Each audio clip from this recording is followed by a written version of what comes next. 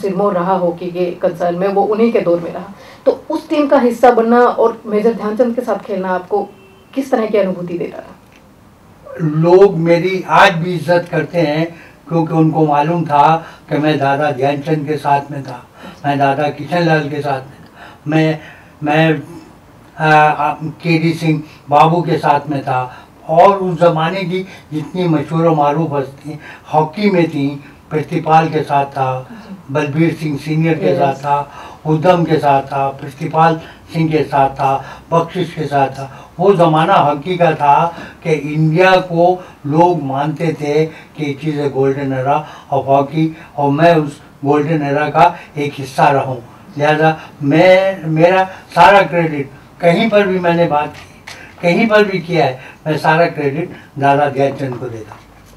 तो नकवी साहब, जिस तरह से ये अभी आपने हमने ध्यानचंद जी कंसर्न में बात की, और अभी आपने बातचीत में हमें बताया कि हिंदुस्तान के बाद ओमान एक ऐसी कंट्री है जहाँ पे मेजर ध्यानचंद का नाम आज भी लिया जाता है और उनके नाम से इवेंट करवाई जाती है। तो ये जो आपने ये जो स्टार्ट किया यहाँ पे, तो स्टार्टिंग में यहाँ कुछ दिक्कतें आई हैं आपको कि भाई एक इंडियन हॉकी प्लेयर या इस तरह का जिनका आप यहाँ पे एक कंटिन्यूटी में एक इवेंट चाहते थे, एक नाम चाहते थे, या सरकार ने आपको बहुत सहयोग दिया?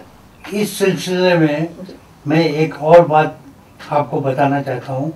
यहाँ पर इंडिया ओमान का रिलेशन जो है बहुत अच्छा है, और मैंने कोशिश ये की कि through sports Indo Oman relation की जो ताल्लुकात हैं, इंडो ओमान जो ओमान के ताल्लुकात हैं इंडिया से अच्छे हों।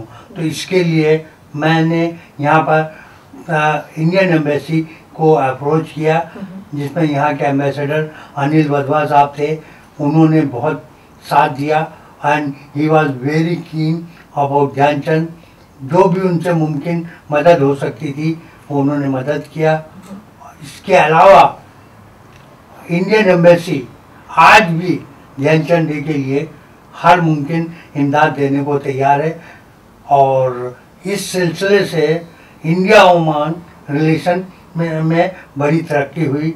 हम वहाँ से कोचेस लाते हैं, अंपायर्स लाते हैं, प्लेयर्स लाते हैं।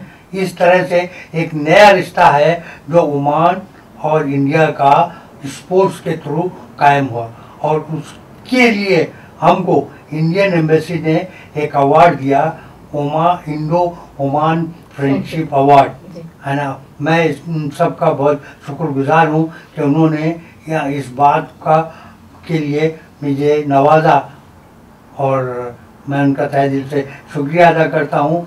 Oman embassy, Indian embassy Oman and जनाब अनिल वधवा साहब एंड जनाब JS मुकुल साहब, जो कि ध्यानचंद के लिए हर चीज़, हर मुमकिन इमदाद करने को तैयार है।